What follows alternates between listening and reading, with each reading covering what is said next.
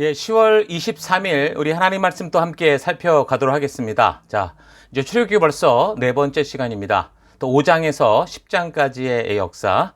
그러니까 출애굽은 물건은 옮기는 일이 아니다. 출애굽은 물건을 옮기는 일이 아니다. 자, 이런 제목으로 또 말씀을 나누고자 합니다.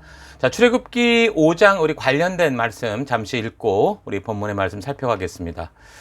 19절부터입니다. 이스라엘 자손의 작업반장들은 매일 만들어야 하는 벽돌의 수를 줄일 수 없다는 말을 듣고서 자기들이 공경에 빠졌음을 알았다. 그들은 바로 앞에서 나오다가 자기들을 만나려고 서 있는 모세와 아론과 마주쳤다. 그들은 이렇게 말하였다. 주님께서 당신들을 내려다보시고 벌을 내리시면 좋겠소. 당신들 때문에 바로와 그의 신하들이 우리를 미워하고 있어. 당신들은 그들의 손에 우리를 죽일 수 있는 칼을 쥐어준 셈이요. 모세가 주님께 호소하였다. 이 말을 듣고서 모세는 주님께 돌아와서 호소하였다. 주님, 어찌하여 주님께서는 이 백성에게 이렇게 어려움을 겪게 하십니까? 정말 왜 저를 이곳에 보내셨습니까? 제가 바로에게 가서 주님의 이름으로 말한 뒤로는 그가 이 백성을 더욱 괴롭히고 있습니다. 그런데도 주님께서는 주님의 백성을 구하실 생각을 전혀 하지 않고 계십니다. 예, 23절까지 봉독해 드렸습니다. 자, 우리는 지난 주간 3장, 4장에서 하나님이 이제 모세를 찾아가서 이제 이런 사명의 자리로 부르시는 그 장면을 살폈었죠.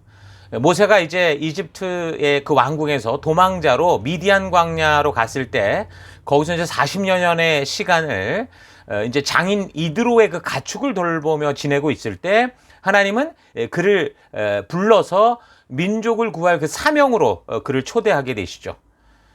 그러나 모세에게는 그 과거 그의 열정과 열심의 때에 그 자신을 외면했던 그 동족들이나 심지어 어떤 면에서는 하나님에 대해서도 거절감에 대한 상처가 있었기 때문에 그 하나님의 부르심에 대해서 이렇게 뭐 즉각 즐거워한 것이 아니라 좀 회피하는 그런 모습을 보이는 걸 봤습니다.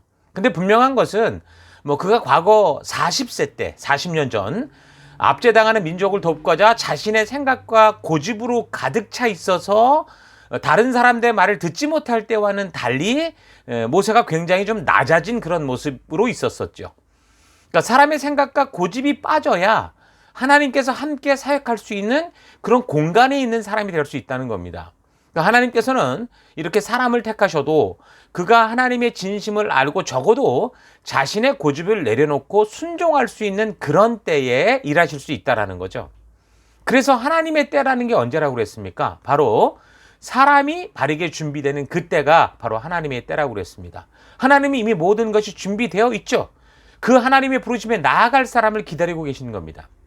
그래서 아브라함이 됐든 뭐 이삭이 됐든 야곱이 됐든 대부분 보면 굉장히 늦은 나이에 하나님의 부르심을 받고 주님의 그 부르심 앞에 나아간 것을 우리가 생각해 볼 때도 아마 같은 이유들이 있지 않았을까. 성경은 그렇게 분명하게 전하고 있지는 않지만 하나님께서 하나님의 일을 충분히 하실 수 있는 그런 나이가 될 수밖에 없을 때까지 그들을 기다리지 않았는가. 그렇게 생각해 볼 수 있었고요. 또한 모세 이후로 계속되는 오늘날까지 지금 그렇게 따지면 3,500여 년에 흐르는 그 긴 역사의 시간 동안 왜 세계가 계속 이렇게 공백과 같은 그런 시간들이 생기고 이렇게 흘러가고 있는가라는 것을 우리가 짐작하고 이해할 수 있었습니다. 자, 하나님의 마음을 알고 행하는 그 믿음의 사람들이 준비되지 않으면 그 이집트에서 그 고통을 당하며 비통한 역사들이 지금 400년씩 흘러가고 또 중세시대에 우리가 살폈던 것처럼 막 1000년씩 막 시간이 흘러가고 하는데도 어떻게 했어요? 하나님은 함께 일하실 수가 없었다라는 거죠. 그래서 성경 역사의 공백들이 그렇게 많이 있는 것을 우리가 알 수 있다고 그랬습니다.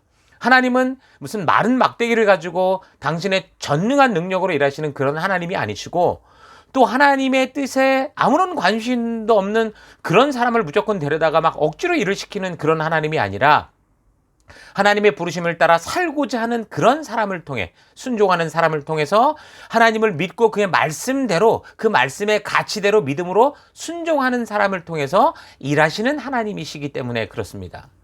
하나님께서는 분명한 창조의 목적이 있었기 때문에 이 땅을 창조하셨고 그리고 사람들에게 이렇게 자유지를 지닌 그런 인격적 모습으로 우리를 만드셨죠. 그래서 이 사람들에게, 그 자유의지를 가진 사람들에게 하나님이 창조하신 세계를 맡기셨고 그 사람들을 통해 하나님의 그 뜻을 이루어 가시고자 하신 겁니다. 그래서 믿음의 이 여정에는 이 하나님의 말씀대로 나아가고자 하는 이 사람의 자유의지를 통한 그 자발적인 순종이 꼭 필요한 겁니다. 특별히 하나님의 일하심에는 문제가 전혀 없기 때문에, 그러니까 자유의지를 가진 사람들에게 뭔가 항상 문제가 발생하고 있기 때문에, 그래서 교회와 성도가 할 일이 뭡니까? 바로 그 하나님의 말씀 따라 온전하게 순종할 수 있는 준비가 되는 것이 꼭 필요한 거죠. 그래서 하나님의 진심을 알고 그 말씀대로 순종하는, 그 생명을 낳는 생명을 세우는 그 일은 하나님이 가장 이 땅에 우리를 세우시고 기대하는 일이고, 아브라함을 부르시고서도 결국엔 뭐였습니까? 하나님의 그 뜻을 바르게 전하고 가르치는 거 아니었습니까? 그것처럼 성도와 교회로서 우리들의 존재의 목적이 바로 하나님의 진심을 알고 그 뜻대로 살아가는 거다. 우리가 이걸 기억해야 됩니다. 자, 그런데 인격적인 생명이 성숙한 믿음의 백성, 하나님 아버지의 마음을 품은 사람이 되기까지는 어떻다고요? 시간이 필요하다고 그랬습니다. 그래서 이제 모세가 출애굽을 이끌기까지 준비되는 시기가 어떻게 되는 거예요? 80년의 시간이 걸렸던 거죠. 또한 그런 모세를 이집트 그 박해 속에서도 용기 있게 낳을 수 있고 기를 수 있었던 그 모세의 부모, 그러니까 아므람과 요게벳과 같은 믿음의 사람이 나오기까지 하나님은 어떻게 하시는 거예요? 이 야곱의 마지막 시대에 이집트에 내려간 이후로 350년을 기다리셨던 겁니다. 요즘 이런 순종하는 인격을 기다리는 하나님의 마음을 가슴으로 그렇게 이해하고 정말 이 하나님의 이 마음을, 이 고통스러운 마음을 알고 있는 그런 성도들이 많이 없는 것 같아요. 그래서 저는 우리 교회 성도들을 보면 감사한 건 뭐냐면, 우리 교회 성도들이 서로 하나님의 가족, 이렇게 셀로 모여서 하나님께서 찾으시는 그 사람을 세우기 위해 애쓰고, 그런 순종하는 길에서 믿음대로 살기 위해 발버둥 치는 것 때문에 그렇습니다. 그래서 이 사명이 얼마나 어려운지를 우리가 알고, 그래서 하나님의 그 찢어지는 마음, 그 눈물을 조금이나마 이해하고자 하는 그런 마음이 있다는 거, 이게 참 저는 참 감사한 일이라고 생각합니다. 사람들이 성숙하는 데는 시간이 필요하다라는 거 우리 잊지 마시고요. 우리가 지금 벌써 10월인데 2022년 지금까지 그런 믿음으로 달려온 것처럼 우리 2022년의 나머지 시간들도 그렇게 잘 매듭을 지어가면서 또 2023년에도 변함없이 성실하고 꾸준하게 우리가 먼저 말씀으로 하나님의 사람이 되어가고, 또한 하나님이 함께 일하실 수 있는 그런 하나님의 사람을 세워가는 그런 여러분과 제가 될 수 있기를 축원합니다. 자, 지난주 살핀 이 3, 4장의 내용은 강단의 말씀을 듣고 사실 읽어보면, 그 본문을 읽어보면 이해할 수 있는 내용들이 대부분인데요. 그런데 이 4장 끝에 조금 이해하기 어려운 그런 이야기가 나와서 잠깐 나누도록 하겠습니다. 4장 24절에서 26절까지의 내용인데, 그 우여곡절 끝에 이제 모세가 어쨌든 하나님의 부르심을 받고 순종의 길에 서게 됐죠. 이제 이 부르신 그 이집트로 나아가게 되는데, 하나님의 뜻을 따라 이집트로 가는 그 모세를 하나님께서 죽이려고 하는 장면이 나오는 거예요. 이 부분은 해석이 아주 난해한 부분인데, 근데 조금 우리가 차분히 좀 살펴보면, 지금까지 우리가 하나님이 어떻게 일하시는 분이다라는 걸 알고 좀 살펴보면 그 이유를 짐작할 수 있습니다. 왜 이런 일이 벌어졌는지 이 본문의 내용을 통해 우리가 알아야 되는데, 본문을 참고할 때 그 이유는 뭐라고 하냐면, 모세의 그 아들에게 할례를 하지 않았던 그런 문제가 원인이 됐다라는 걸 알 수 있습니다. 여호와께서 모세를 만나 그래서 죽이려고 했었는데, 그 아내였던 십보라가 그걸 보고 돌칼을 취해서 자기 아들에게 할례를 행하고 그 표피를 모세 발에 갖다 대니까 여호와께서 모세를 놓아주었다. 자, 그렇게 이제 분명히 이야기하고 있죠. 자, 이런 본문의 내용을 짐작해 볼 때 아마도 모세와 십보라는 그 아들의 할례 문제로 서로 충돌이 있었지 않았을까라는 걸 유추해 볼 수 있습니다. 그러니까 히브리인들에게 아이가 태어나면은 8일 만에 할례하는, 이거는 히브리인의 전통을 넘어서 이게 순종을 통해서 하나님과 온전한 관계로 나아가는 굉장히 중요한 부분이었거든요. 근데 아내인 이 십보라, 그러니까 다른 민족이니까 이 십보라에게는 어린 아기를 그렇게 상하게 하는 거를 이해할 수 없었던 그런 일이었다고 볼 수 있죠. 사실 십보라도 엄밀히 따지면 아브라함이 그 아내 사라가 죽었을 때 재혼하게 됐던 그두라라는 이 여자, 이 다른 소생의 그 이 미디안 계통의 사람이었어요. 그러니까 그두라를 통해 나왔던 후손 중에 같은 계통의 사람이었기 때문에 사실 엄밀히 말하면 아브라함의 자손들이었습니다. 그렇다면 분명히 아브라함이 그 자손들에게 하나님의 명령을 따라 하나님의 뜻을 교육했을 것인데도, 그러나 이 그두라의 소생들에게는 어땠던 거예요? 그런 하나님과의 약속들이 중요하지 않았던 것 같아요. 그러니까 믿음의 조상 아브라함에게 자녀들이 많았음에도 불구하고 왜 굳이 하나님의 언약이 바로 이 사람 이삭을 통해서 이게 흘러갔는가 하는 것을, 이런 걸 보면 또 우리가 유추할 수 있는 대목이죠. 그러니까 아브라함의 다른 자녀들은 아브라함과 하나님과 맺은 약속에 대해서 어떻게 한 거예요? 별로 중요하게 생각하지 않았었기 때문이다라는 걸 우리가 분명히 알 수 있는 겁니다.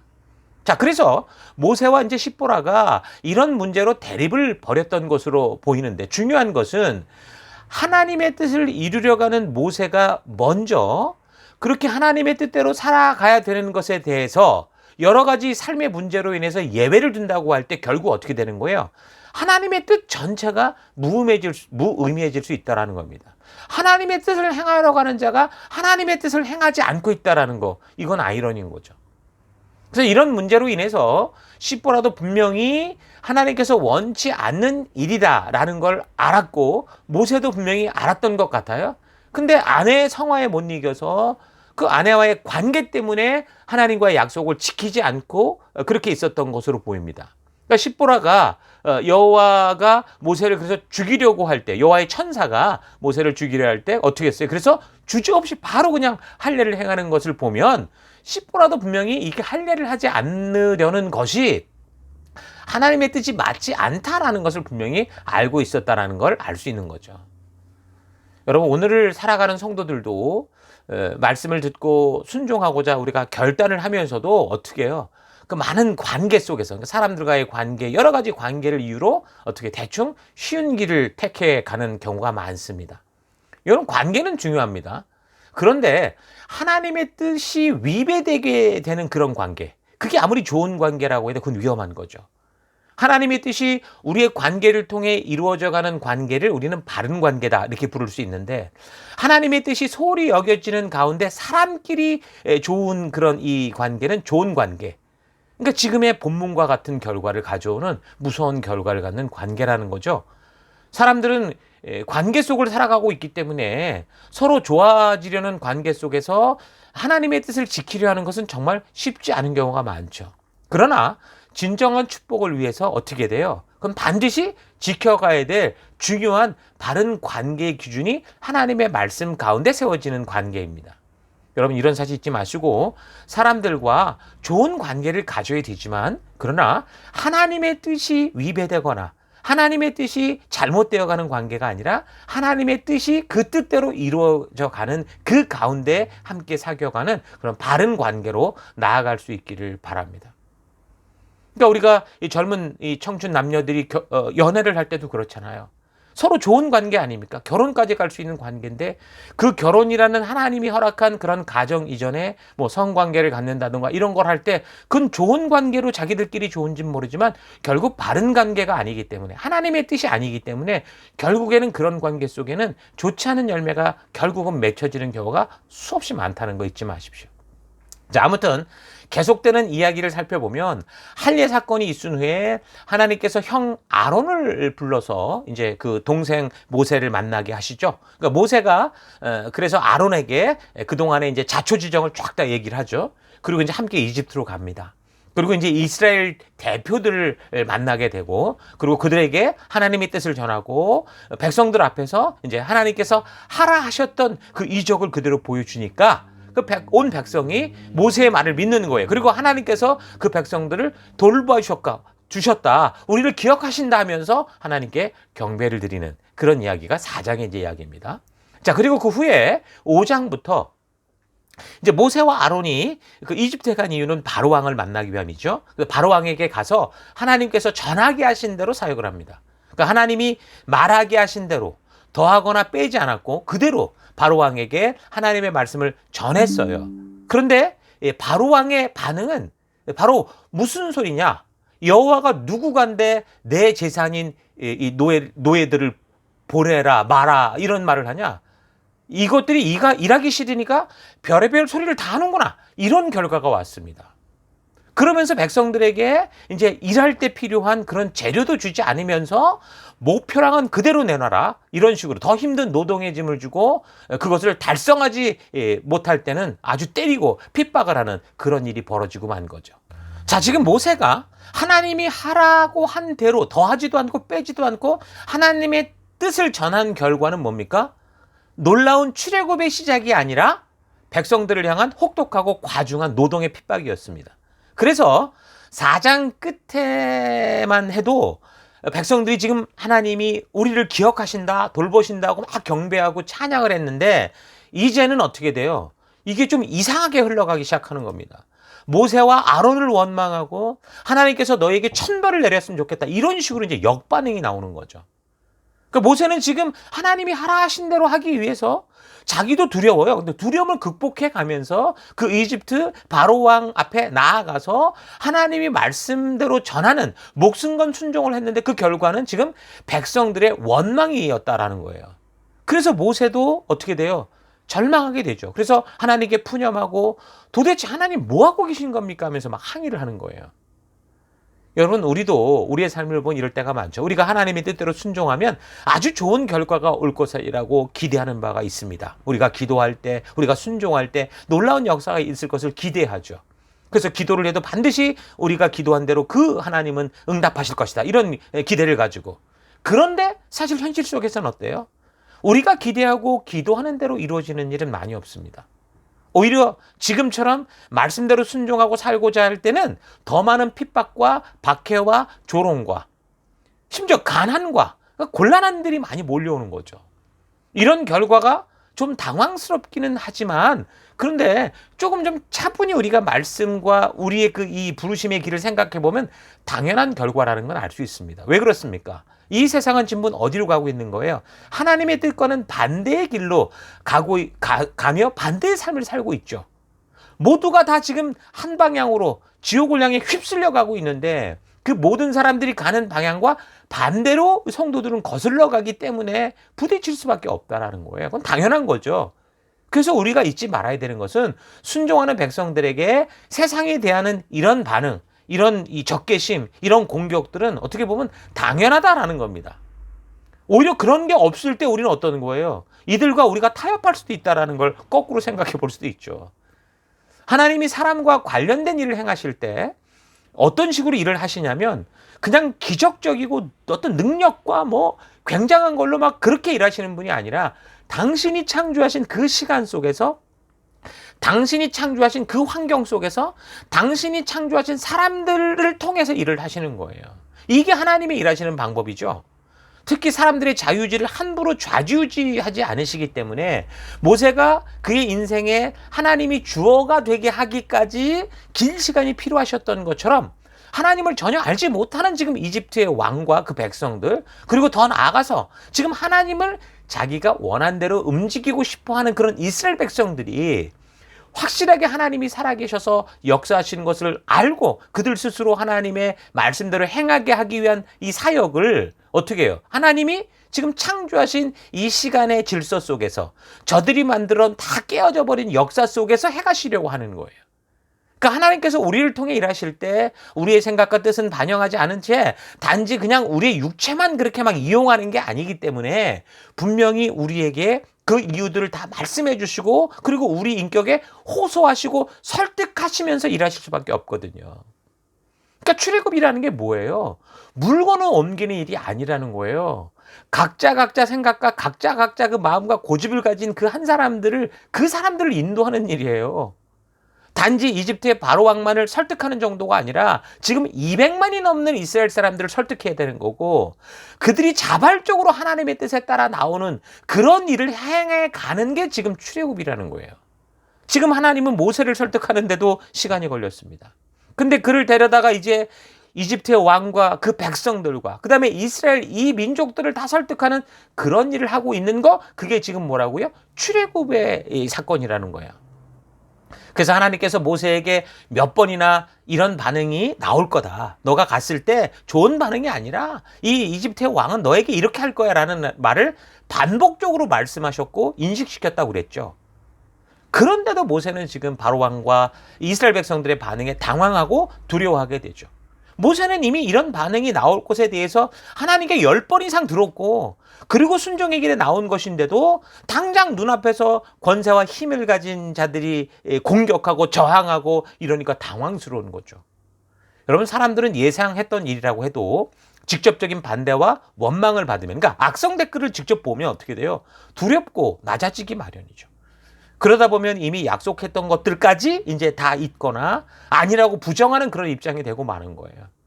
그러니까 하나님은 지금 우리 이런 모습을 다 아시는 거죠. 자, 그래서 이제 6장 하나님께서는 모세에게 이미 이제 그를 부르실 때 했던 그 상세한 하나님의 계획을 어떻게 해요? 다시 말씀을 하세요. 그러면서 이제 자신의 이름을 여호와다라는 이름으로 알려주시면서 이 이름을 걸고 당신이 말씀하신 대로 이룰 것을 분명하게 약속하시죠. 개역개정 성경에서는 여호와라고 번역을 했지만 이 히브리인들은 이 이름을 함부로 부르지 않기 위해서 어떻게 불렀냐면 아도나이, 주 이렇게 불렀어요. 그러니까 엘로힘으로 읽고 같은 이름을 이 70인역 같은데 또 신약 같은 데서는 퀴리오스라고 그렇게 불렀습니다. 그러니까 16세기 이래 이 이름을 여호와로 부르기 시작했는데 지금은 대다수의 번역이 오랜 전통을 따라 그냥 주, 더 로드 이렇게 부르고 있죠. 그런데 본문의 말씀을 그대로 읽으면 하나님께서는 그동안 마치 당신을 엘샤다이, 전능한 하나님이라고 소개하기는 했지만 당신을 여호와다, 주다, 더 로드다라고 소개한 적이 없다고 말씀을 하시는데, 그런데 이 창세기를 보면 여호와라는 이름이 145번이나 나오고 있고요. 아브라함의 경우는 창세기 15장 7절에서, 야곱의 경우는 창세기 28장 13절에서 하나님께서 그들에게 당신을 스스로 여호와다, 주다 그렇게 소개하고 있습니다.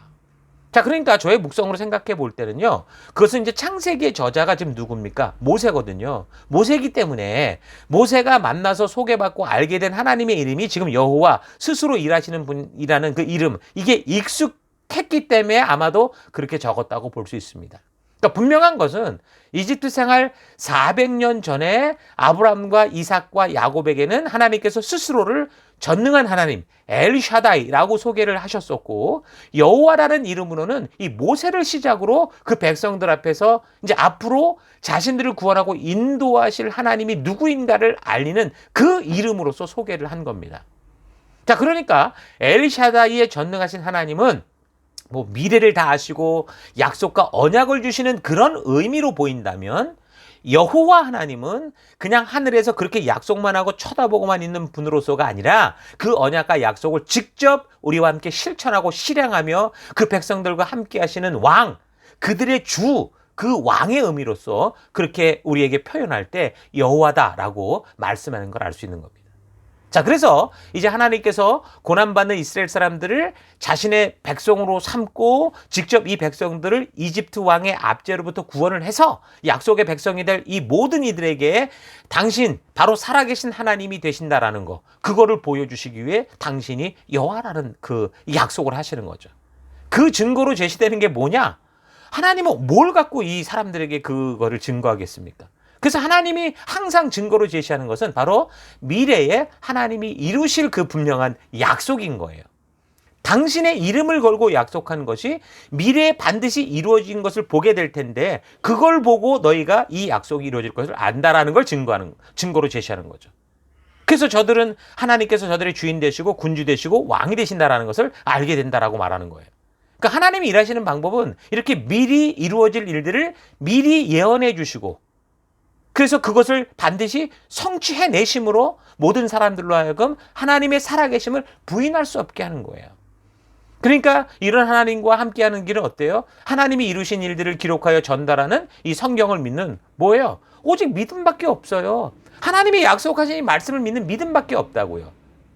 자, 그래서 하나님은 바로가 하나님의 뜻을 거절하면서 백성들을 더 어렵게 할 때 어떻게 해요? 이스라엘 백성들로 하여금 자기들이 기대했던 하나님의 잘못된 형상을 깨도록 그렇게 하시면서 자기들이 원하는 하나님이라고 생각했던 걸 깨뜨려 버리시면서, 그러나 변함없이 당신은 당신 스스로 이루어가실 그 계획, 그 이루어질 것을 알리시면서 자기 계시, 당신이 누구신가를 분명하게 알게 하시는 거죠. 백성들이 지금 어려워하고 힘들어한다고 해서 어렵냐? 그러면서 좀 쉬운 방법, 다른 대책을 말씀하는 게 아니고요. 하나님이 이미 이루시겠다고 하신 그 약속을 그대로 이루어 가시는 거예요. 그래서 하나님께서 우리에게 주신 사명을 감당할 때 이거는요, 교회와 성도들이 합의를 해서 그냥 우리의 상황과 환경에 맞게 적절히 각색하고 가감해서 해나는 게 아닙니다. 그래서 하나님의 뜻을 알고 순종하는 사람들이 어떻게 돼요? 어려움을 겪는 거예요.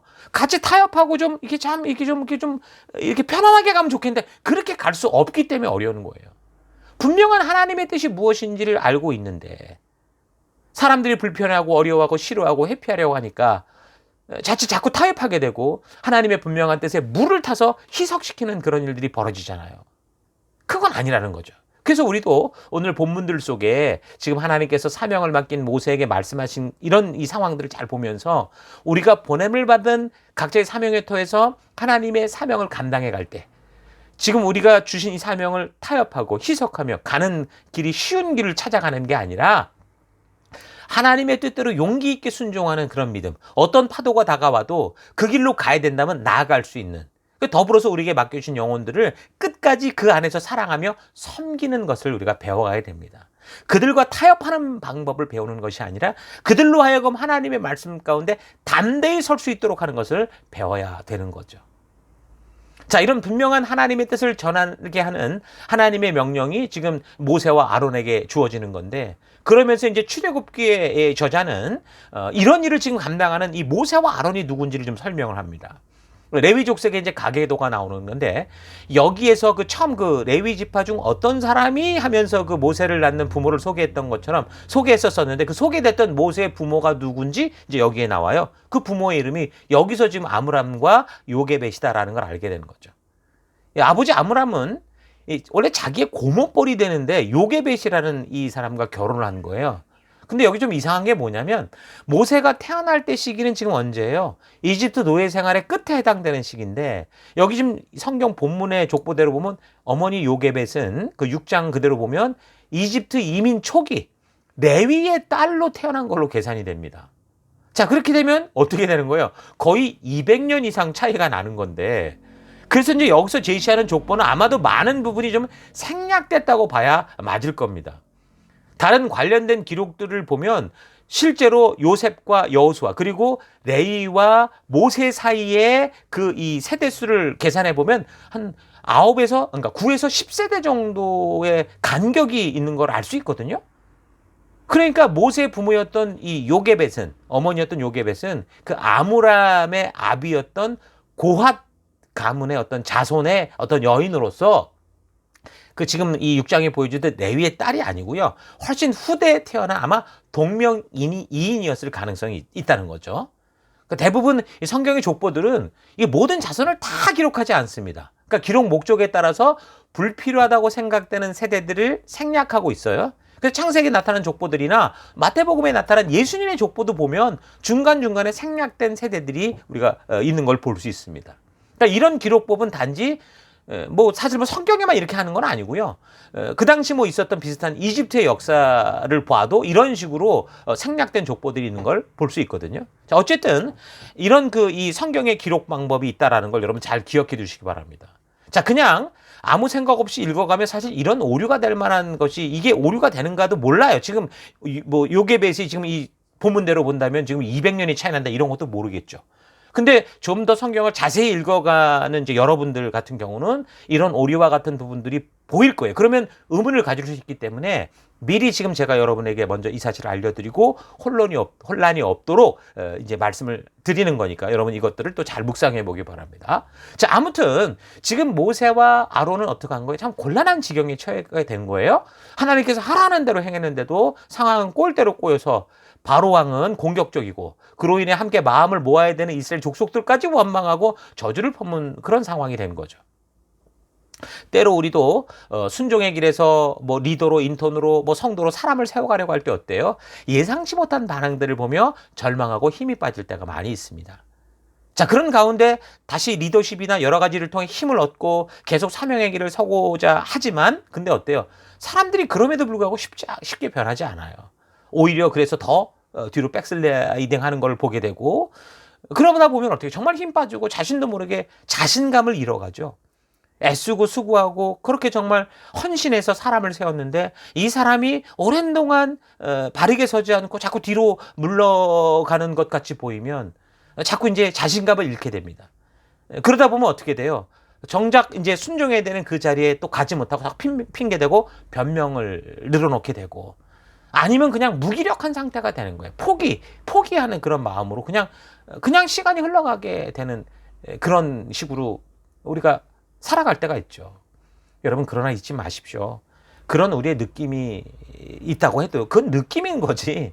지금 이 본문을 잘 보면 하나님의 역사는 계속 어떻게 돼요? 신실하게 성실하게 이어져 가고 있다라는 거예요. 비록 우리의 순종의 삶이 지금 업앤다운이 있었다고 하더라도 부르심을 받은 이 방향에서 빗나가지만 않는다면요. 그런 마음속의 갈등과 아픔과 주저함과 흔들걸림은 결코 헛된 일은 아니에요. 우리가 당연히 사람이니까 어떤 일을 열심히 하다가 좋은 반응이 없으면 실망할 수 있죠. 그런데 어떻게 하라는 거예요? 포기하지 말라는 거예요. 그래서 우리를 건강하게 성장하게 하는 신앙의 이 건강한 뿌리 작업을 우리가 놓치지 말아야 되는 거. 이건 잊지 말라는 겁니다. 그러니까 하나님은 지금 바로왕의 그 부정적인 거부를 통해서 백성들의 불안감이 일어났고 그걸 통해서 지금 뭘 하고 계시는 거예요? 우리가 볼 때는 이게 완전히 막혔구나라고 생각하는 때 하나님은 지금 뭐예요? 드디어 비로소 어떻게 하나요? 당신을 스스로 직접 계시하는 기회가 되는 거죠. 살아 역사하시는 하나님이신 것을 어떻게 하는 가장 먼저는 모세에게 이제 알게 하실 것이고 그리고 이집트 바로왕을 비롯한 이집트 국민들에게도 분명하게 당신의 존재를 알게 해 가실 거 아닙니까? 그러니까 지금의 상황은 최악 같아 보이지만 하나님은 이런 최악의 기회를 통해서 왜곡된 하나님에 대한 형상을 기대하고 있는 이스라엘 족속들까지도 하나님이 누구시고 어떻게 일하시는지를 분명하게 알게 하시는 그 일을 당신의 사역을 해가고 계신 거예요. 근데 그렇게 사람을 설득하고 세우는 일이 순식간에 마술처럼 벌어지는 건 아니기 때문에 하나님의 뜻이 지연되고 있는 건데 6장 12절과 30절 같은 걸 보면 어때요? 모세는 어떻게 생각했냐면 자기가 말을 잘못해서 잘 전하지 못해서 전도를 못해서 바로 왕이 그렇게 적대적으로 반응하며 나온 게 아닌가 하면서 이제 자기 어떤 이 평가절하에 빠지는 거죠. 여러분 우리도 하나님 말씀을 선포하다 보면 여기저기서 막 회개하고 꼬꾸라질 것이다라고 생각하는 경우가 많이 있습니다. 내가 선포할 때 분명히 하나님이 역사하실 거다. 그래서 내가 만난 하나님을 이야기하면 간증하면 다들 감동하고 기절초풍할 거라고 그래서 저들 분명히 변할 거라고 생각을 하죠. 그러니까 모세도 어쩌면 자기가 그렇게 하나님을 만났잖아요. 그 하나님을 만난 그 감동을 기억하면서 자신이 하나님의 뜻을 이렇게 선포하고 전할 때 아마도 듣는 사람들이 자기와 같은 감격적인 반응들을 할 것이라고 기대했던 것 같은데 그러나 하나님은 어떻게 해요? 오히려 백성들이던 바로 왕이던 그 말씀을 듣고 마음이 더 굳어서 고집을 부릴 거다라고 이미 말씀을 해 주셨었잖아요. 그래서 그렇게 사람들의 반응을 보고 불안하고 두려워하는 모세에게 7장에서도 계속해서 뭐예요? 네가 내 뜻을 가감하지 않고 전할 때 듣는 사람들이 어떨 것이라는 그 얘기를 또 미리 말씀해 주세요. 반복해 주시면서 그러나 그런 사람들의 반응에 반응하지 말아라. 그리고 하나님의 말씀이기에 내가 전하라 했기에 외치고 전하라고 계속 성실하게 먼저 모세를 설득하십니다. 네가 전하기만 하면 하나님의 명령을 하나도 빠짐없이 실천하기만 하면 내가 이 백성들을 이 이집트에서 데리고 나올 거고 그래서 이스라엘 백성이든 이집트 백성이든 온 열방에 이런 소식을 듣는 모든 사람들에게 하나님은 살아계신 여호와다. 살아계신 분이다라는 것을 알게 할 거다. 내가 이 일을 할 거다. 그렇게 말씀하시죠. 그러니까 하나님의 뜻을 전하지 않고 기적적인 일들이 일어난다면 어떻게 되겠어요? 하나님이 분명한 이 사실들을 많은 증인을 세워서 기억하게 하지 않았다면 어떻게 되겠어요? 사람들은 이런 일이 벌어도 그게 우연일 거야 라고 치부할 겁니다. 그래서 하나님께서는 자유의지를 가진 사람과 함께 당신의 일을 행해 가실 때 꼭 그 미래의 일들을 말씀해 주시고 말씀해 주실 뿐만이 아니라 여러 가지를 통해서 증인들을 세우시고 잊지 못할 그런 이 역사를 만드시는 거예요. 그리고 행하시는 거죠. 자, 그래서 모세는 다시 하나님의 말씀을 듣고 순종의 길로 나아갑니다. 그러니까 모세는 어때요? 비록 과정마다 지금 어려움이 생길 때마다 저항이 생기고 어려움이 생기면 투덜거리고 못하겠다고 하고 징징대는 것 같지만 그래도 그는 하나님이 보내신 그 사명의 자리를 피해서 떠나지 않은 거고요. 포기하지 않은 거고요. 하나님께서 말씀해 주시면 또다시 용기를 내서 그 두려운 자리를 어떻게 한 거예요? 담대히 순종의 모습으로 나아갔던 겁니다. 그러니까 나를 비롯한 우리 성도들을 볼 때 이런 모세와 같은 이런 모습을 우리가 지금 볼 수 있기 때문에 전 그래서 감사하다는 거예요. 우리도 많이 실망하고 절망하고 늘 투덜거리고 우리가 뭐 평가회를 하거나 그럴 때마다 늘 어떨 때 가슴이 답답할 정도로 그런 현장이 우리에게 있을 때 있습니다. 그러나 어때요? 그래도 포기하지 않고 그 가고자 하는 마음 때문에 아파하는 그런 모습 때문에 감사한 거죠. 근데 우리가 투덜거릴 수 있지만 그렇게 시간 낭비하면서 투덜거리기만 하면서 누수 현장 만들지 말고 항상 순종의 자리로 모세처럼 한 걸음이라도 더 나아가는 바른 믿음의 태도를 가지는 그런 여러분과 제가 될 수 있기를 바랍니다. 자, 그래서 이제 고집을 피우는 이 이집트 바로 왕과 그 신하들에게 드디어 하나님의 전능한 역사들이 일어나기 시작합니다. 그래서 하나님이 직접적으로 자신을 계시하여 알게 하는 거죠. 모세는 순종했고 순종하는 모세를 통해 하나님은 역사하십니다. 그게 뭡니까? 첫 번째 재앙이 뭐였어요? 물이 피가 되게 하는 거였습니다. 근데 마술사들도 이걸 흉내냈어요. 두 번째는 개구리가 올라오게 하는 거였죠. 근데 마술사들도 개구리를 이렇게 등장하게 하는 거예요. 물론 온 지면에 많이 나올 만큼은 아니지만 그렇게 이제 흉내를 내는 거죠. 그런데 못하는 게 있습니다. 뭡니까? 개구리를 없애는 건 하지 못했어요. 자, 그리고 세 번째는 또 뭐가 나왔습니까? 티끌이 이가 되는. 그러니까 마술사들이 이런 일은 도저히 이건 아니다. 하나님이 신이 아니고서는 할 수 없는 일이다라고 이제 인정하기 시작하죠. 그런데도 이 바로 왕은 마음이 굳어져서 귀가 들리지 않았어요. 그 또 다음 재앙이 뭡니까? 파리 재앙이었죠. 고센 땅, 그러니까 이스라엘 백성들이 거하는 땅을 제외하고는 이 파리로 드글드글 거리는 거예요. 그래서 바로가 그걸 보고 결국 굴복해요. 그리고 나가라고 그랬다가 또 번복하고 못 나가게 합니다. 그래서 또 다섯 번째 어떤 재앙이 임합니까? 악질이 나서 모든 짐승이 죽는 그런 끔찍한 일이 벌어지죠. 근데 이스라엘 백성들의 가축들은 그렇게 죽질 않았어요. 계속 하나님이 분명한 하나님의 역사인 것을 각인시키고 계시는 거죠. 여섯 번째 뭐였습니까? 종기. 그러니까 바로의 술객들까지도 바로 옆에서 아양 떠는 사람들까지도 독종이 발생해가지고 이 끔찍한 그 현장들이 발생이 된 거예요. 그런데도 바울은 길을 꺾지 않습니다. 그 일곱 번째 어떤 재앙이요? 우박이 내리는 재앙. 그러니까 하나님께서 지금 어떻게 보면 한순간에 놀라운 힘으로 이걸 다 없앨 수 있어요. 그런데 그렇지 않는 이유가 있습니다. 뭡니까? 9장 15절. 내가 내 손을 휘둘러 전염병이 번지게 하여 너와 너를 떠받들고 있는 백성들을 이 땅에서 흔적도 없이 사라지게 할 수도 있다마는 그래도 내가 너를 그냥 놔두는 것은 다 까닭이 있다. 내가 얼마한 힘이 있는지를 네가 똑똑히 지켜보게 하고 그리고 온 누리에 내 이름을 널리 펼치려는 것이다. 자, 하나님이 지금 하시는 그 의도가 분명히 보이죠. 그 하나님께서 스스로 온 열방에 자기를 계시하겠다. 온 열방에 전도의 기회를 삼겠다라는 거죠.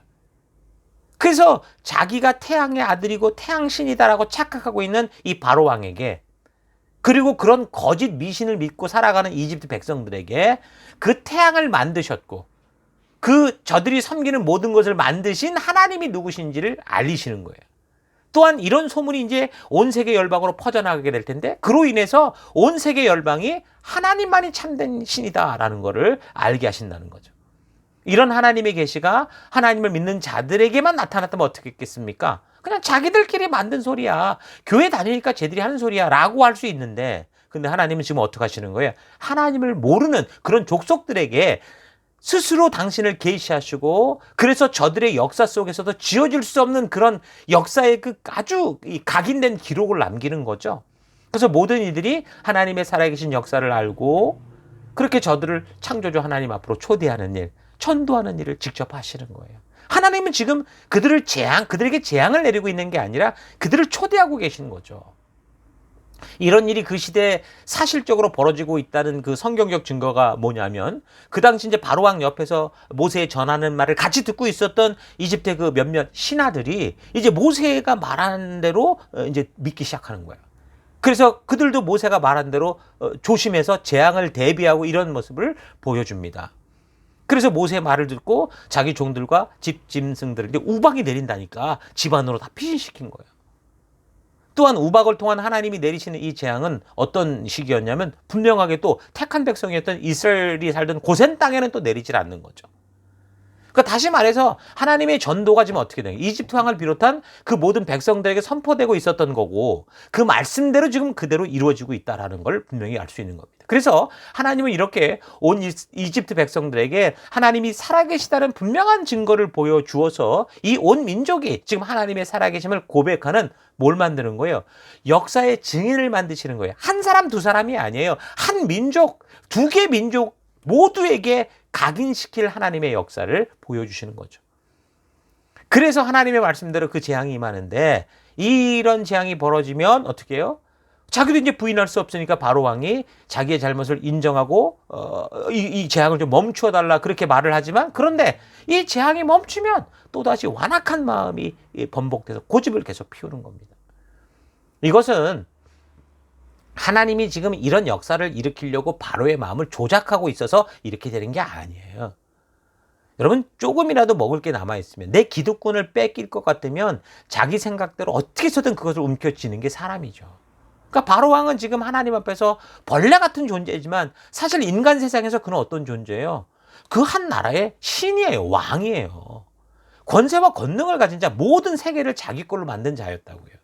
그러니까 그런 교만한 마음이 계속해서 하나님의 역사하심을 보고 체험하고 인정할 수밖에 없으면서도 하나님의 뜻을 계속 거절하고 자기의 욕심과 자기의 본능과 자기의 이 움켜진 것, 이 기득권을 놓지 않으려고 자기 생각대로 하고 있는 거예요. 자, 그래서 우박으로도 되지 않았죠. 그래서 8번째는 어떤 재앙이 내립니까? 메뚜기 때 재앙이 내립니다. 그래서 우박 피해 후에 남아있는 모든 이 식량이 될 만한 걸 먹어치워 버리죠. 그러니까 이 재앙부터 이제 신하들이 크게 동요하는 거예요. 그래서 바로 왕에게 이집트가 이제 이미 망한 거다. 그러니까 인정하고 좀 보내자. 그런데도 바로는 조건적으로 이제 승인을 해요. 그 자기도 부인할 수 없는 건 분명히 아니까. 그런데도 조건적으로 승인을 하면서 장정, 남자들만 데리고 나가라. 그러면서 결국 메뚜기 재앙이 결국에는 어떻게 또다시 임할 수밖에 없었어요. 하나님이 하라는 대로 안 하고 자기가 하나님과 딜을 하겠다는 거죠. 그래서 결국 이 메뚜기 재앙이 임하게 되고 엄청난 피해를 보게 되니까 그제서야 또 멈춰달라고 부탁을 해요. 그 멈추니까 또다시 번복하고 고집을 피웁니다. 자, 그래서 이제 9번째 재앙, 온 세상이 어두워지는 어둠의 재앙이 임하죠. 이 역시 이 이스라엘 족속이 있었던 고센 지역은 제외였습니다. 이때도 바로는 결국은 어쩔 수 없으니까 조건적으로 승인을 해서 그럼 가축은 두고 가라 이렇게 얘기를 해요. 사람은 가도 가축은 나라, 제사는 나라.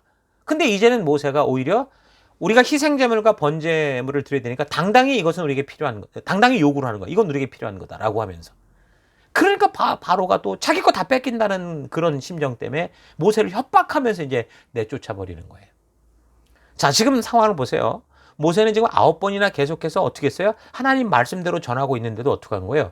그 말씀대로 놀라운 기적들이 일어나고 있는데 바로는 계속 고집을 피우고 오히려 모세를 위협하고 협박하고 있습니다. 그러나 그럼에도 불구하고 모세는 지금 어떻게 해요? 계속 바로의 그 마음의 문을 두드리면서 하나님의 뜻을 전하죠. 전혀 변화의 기미도 없고 있는 것 같다가도 다시 똑같아지고 오히려 더 악랄해지는 걸 보면서도 지금 모세는 어떻게 해요? 굴하지 않고 바로를 찾아갑니다. 어떤 거예요? 이젠 모세가 하나님이 어떤 분인지를 스스로도 확신하고 있기 때문에 그래요. 그러니까 바로 왕의 거절과 협박은 계속됐지만 하나님은 그 최악의 상황을 통해서 불안해하는 모세에게 확실한 믿음을 주신 거예요. 설득하신 것이고 더 나아가서 그 바로 왕을 무서워하던 불안하던 이스라엘 모든 족속들에게도 하나님의 살아계심을 증거하시고 그들을 설득하셨던 거죠.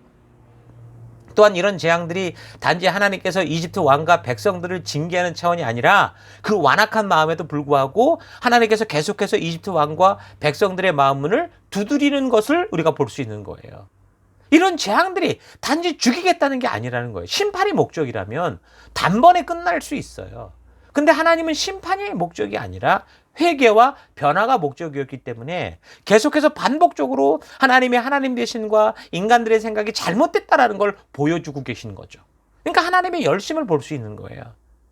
우리 모두는 이런 하나님의 열심으로 인해 사실 여러분과 저도 지금껏 살고 있는 거고요. 하나님은 성실하게 당신의 진실한 뜻, 창조의 의도, 하나님이 왜 이 땅을 창조했고 왜 우리를 창조했는지 우리에게 알려주십니다. 여기서 나오는 재앙들은 이 이집트 사람들이 다 신이라고 섬기던 것들이에요. 세상의 신이란 인간들이 자신들의 욕심을 채우고자 하는 이유 때문에 타당성을 부여해서 만든 인간 욕심의 어떤 형상이라고 보면 되죠. 그러니까 하나님께서는 지금 애굽에 내린 이 10가지, 9가지 재앙은 사람들이 자신들의 욕심을 따라 만들어서 믿고 섬기던 그 모든 것들이, 그 신들이 거짓된 거다라는 것을 지금 조목조목 드러내시고, 그렇게 해서 하나님의 성실한 설득을 해가시는 것, 하나님이 스스로 변증해가는 그런 모습인 것을 알 수 있어야 돼요.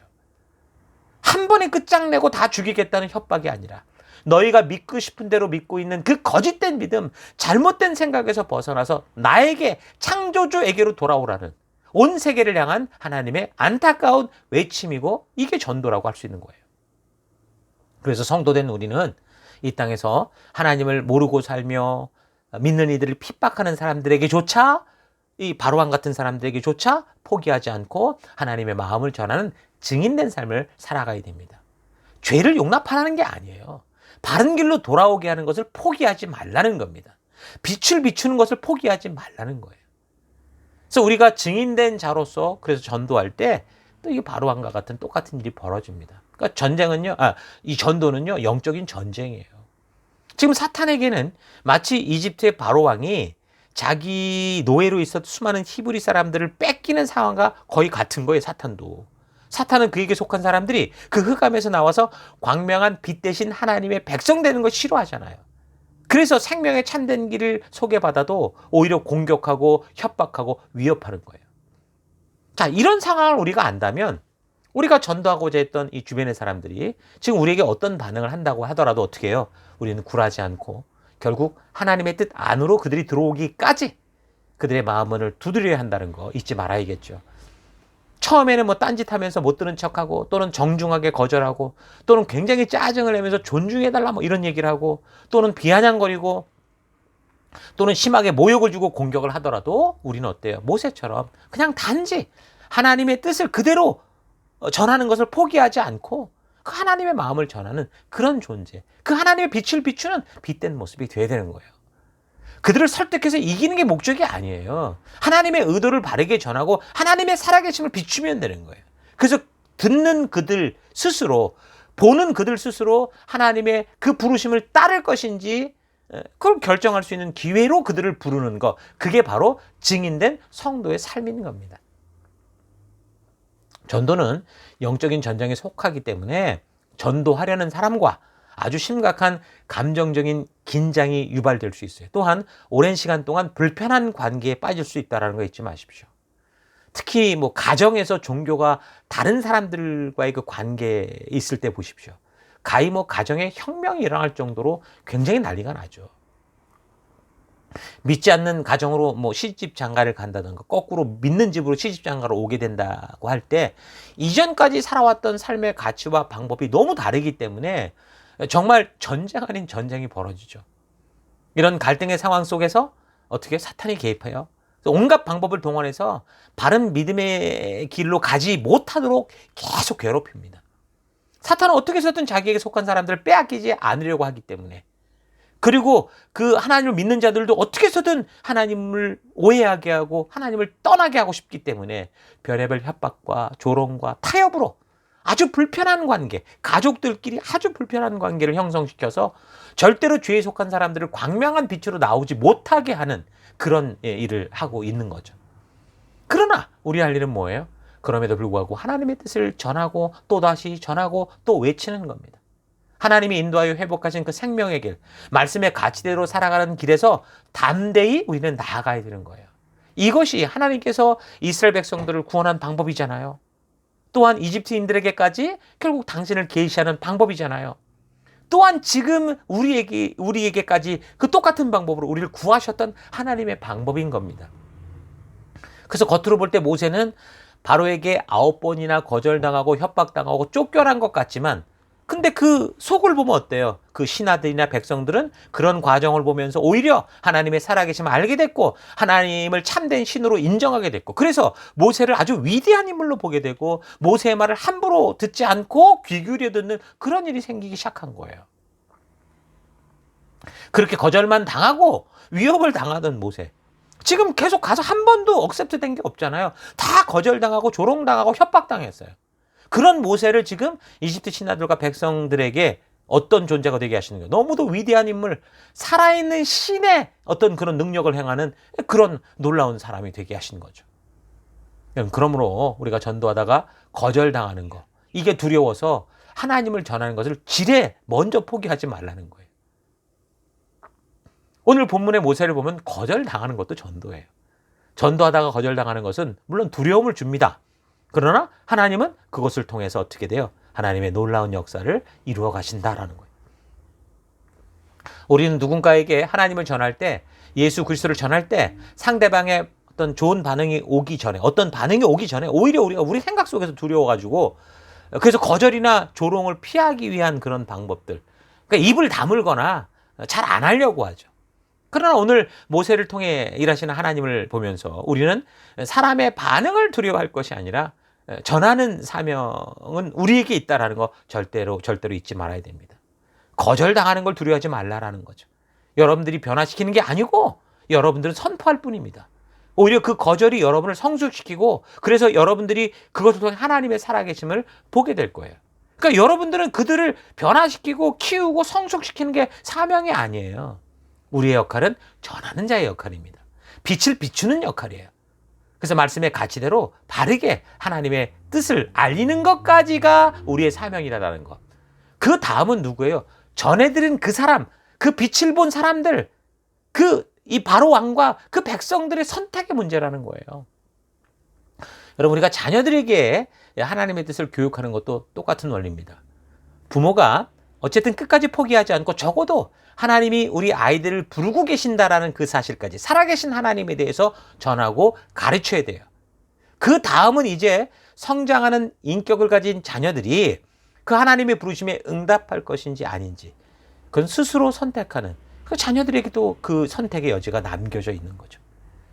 그래서 하나님은 우리에게 계속해서 하나님의 뜻을 알리는 거, 우리가 다시 말하면 우리가 말씀대로 사는 거, 우리가 어떤 상황 속에서도 말씀의 가치를 따라 살아가는 것을 두려워하지 말아라, 그렇게 말씀하시는 거예요.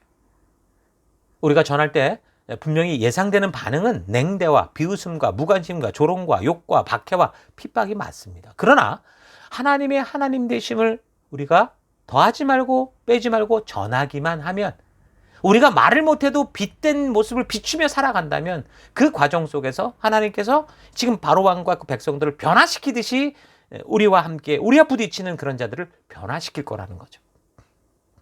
성도인 우리가 전도할 때 나를 적대시하고 보기도 싫어하고 비아냥거리고 조롱하는 사람에게 10번씩 다가가려고 하는 그런 믿음의 태도를 가진다. 모세처럼 10번만이라도 가자, 우리가 10번만이라도 초대해보자라고 한다면 분명 그 사람은 하나님의 뜻 안에서 하나님의 살아계심을 보게 될 것이고 하나님의 역사를 분명 우리가 만나게 될 겁니다. 자, 오늘 우리가 나눈 이 말씀을 통해서 하나님이 하시는 일은 뭐라고 그랬습니까? 지금 출애굽은 물건을 옮기는 일이 아니다. 자유의지를 지닌 인격을 설득하고 인도하는 일이다 라고 그랬죠. 이 사실을 잊지 마시고, 그런 하나님의 뜻대로 살아가는 성도인 우리 또한 교회라는 어떤 사업체를 경영을 해서 많은 사람들을 교회당으로 많이 옮기는 어떤 종교적 영업 실적을 올리려는 그런 사람들이 아니고, 성실하게 하나님의 뜻을 알고 하나님의 진심을 따라 살아가며 그 하나님의 귀한 뜻을 전하는 그런 자리에 섬으로써 하나님께서 나를 통해 우리와 엮여지는 관계 속에 있는 모든 사람들을 충분히 설득하시고 충분히 계시하시고, 그래서 그들을 생명의 자리로 초대하고 인도하게 하는 일을 감당할 수 있는 그런 귀한 통로가 되는 여러분들 결단하시고 그런 삶 되길 바랍니다. 이 한 주간도 우리가 그런 존재임을 잊지 말고 거절당함을 두려워하지 마시고 끝까지 우리가 말씀의 가치를 따라 밝은 빛을, 우리 하나님의 빛을 밝히는 여러분들 될 수 있기를 주의 이름으로 축원합니다. 자, 오늘 우리 들은 말씀을 생각하면서 우리 잠시 묵상하며 기도하십시다. 다 같이 눈을 감고 기도하겠습니다.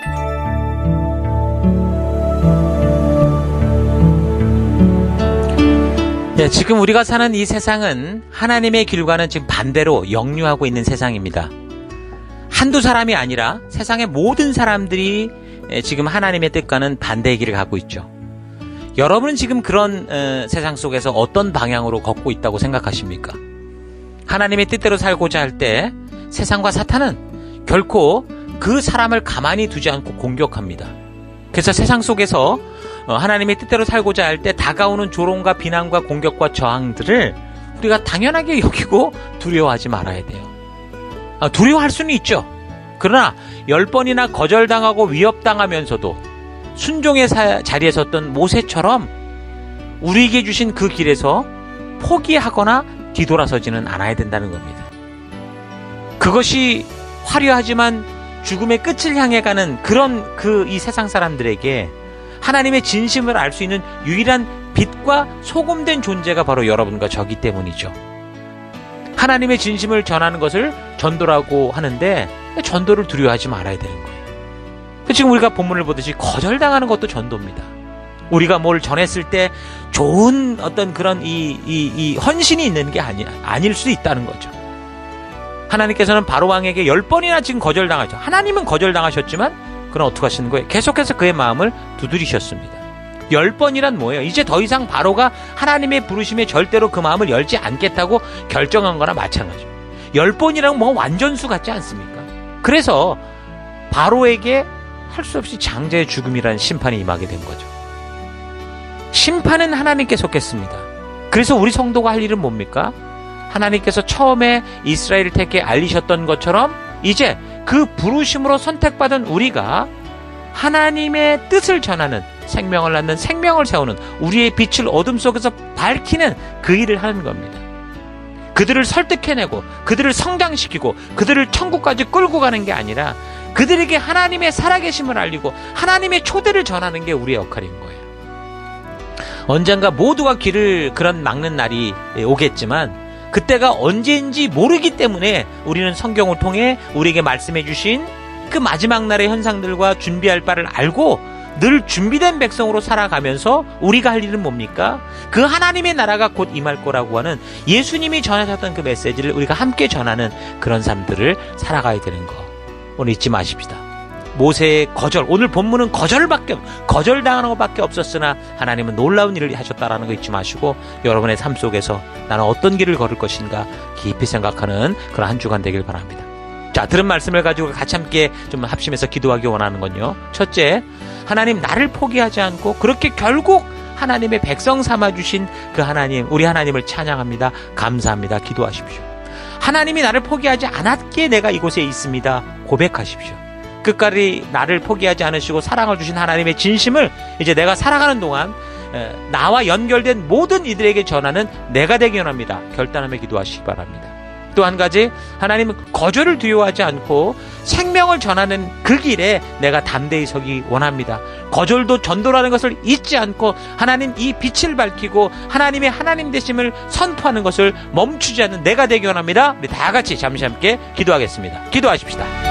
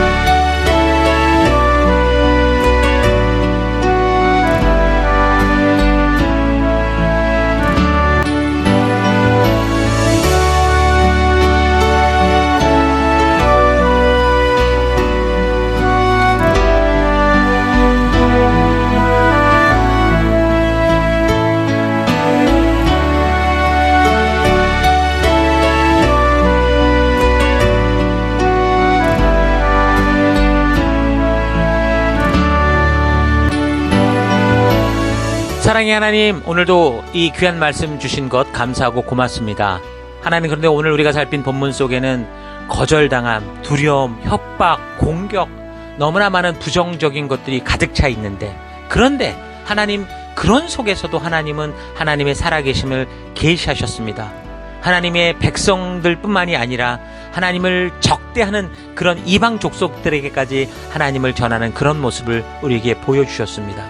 하나님, 그와 같이 나 또한 하나님이 나를 포기하지 않고 그렇게 당신의 자녀를 삼아주신 것, 하나님 그것을 바라보며 그것으로 인해 감사하고 하나님을 찬양합니다. 끝까지 나를 포기하지 않으시고 사랑을 주신 우리 하나님의 이 진심을 이제 내가 살아가는 동안 나와 연결된 모든 이들에게 내가 살아가는 곳곳에서 전하고 밝히 비추는 내가 되기 원합니다. 내가 살아가는 곳에서 하나님 주님의 주되심을 전하는 것을 두려워하지 않고 하나님 이 길이 생명의 길이다라는 것을 외치는 내가 되기 원합니다.